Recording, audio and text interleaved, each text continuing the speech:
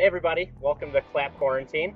Today we're going to show you a pretty quick game you can do with very little equipment in a very small space, and that game is Modified Spike Ball. So for those of you that don't know what Spike Ball is a popular beach game that requires some specialized equipment.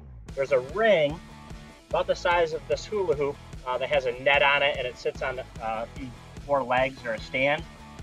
And the object is to hit the ball off of that springboard to your opponents and try and score against them. So without having that specialized equipment, you can really play this game pretty easily. If you have a flat surface, you have some sort of ball that you can hit that bounces, and you can make a circle on that surface, or if you have a hula hoop, that works best because we'll talk about some of those rules in a moment. So the game is played usually 2 versus 2. You may have seen this game on ESPN or ESPN2. They've been airing lots of spike ball games played on basketball courts or indoors, but I've seen it played a lot out on local beaches.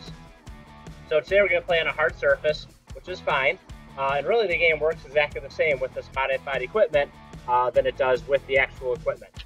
So we're going to play 1 versus 1 for a few examples today.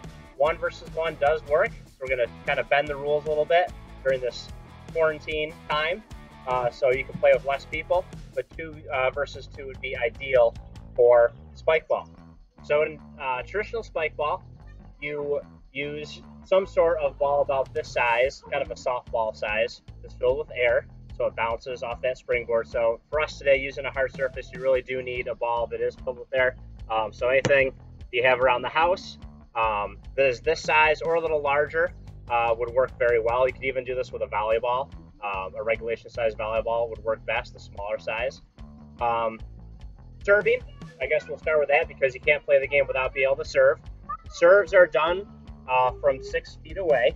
So for us at the intermediate level, I would reduce that a little bit just to make sure that we are able to serve and put the ball in play, because game's really hard to play. You can't actually do that first part of serving. We would even modify it a little bit more so that we could throw the serve to get the game going.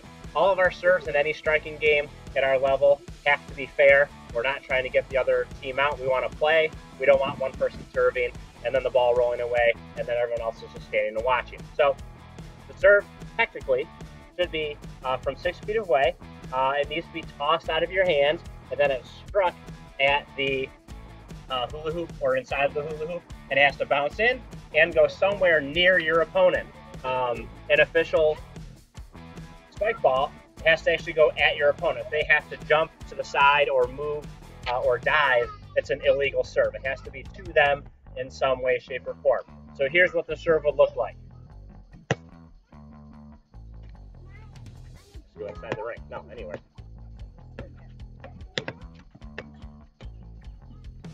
So here's an example of 1v1 spike ball.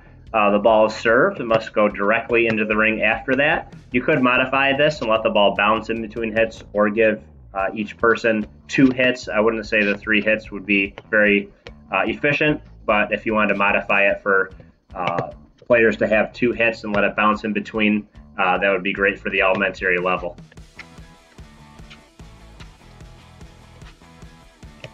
You also notice that when we play, we're striking the ball with one hand only. It could be your right or your left, but it's a one-hand striking game.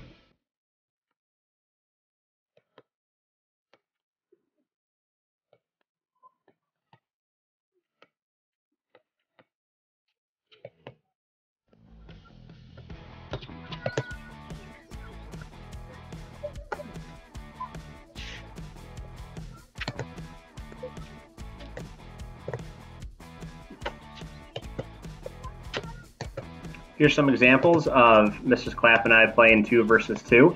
At the end, you can see that we modify our hits. We let the ball bounce in between. Might be easier for elementary age students. Hope you enjoyed the video.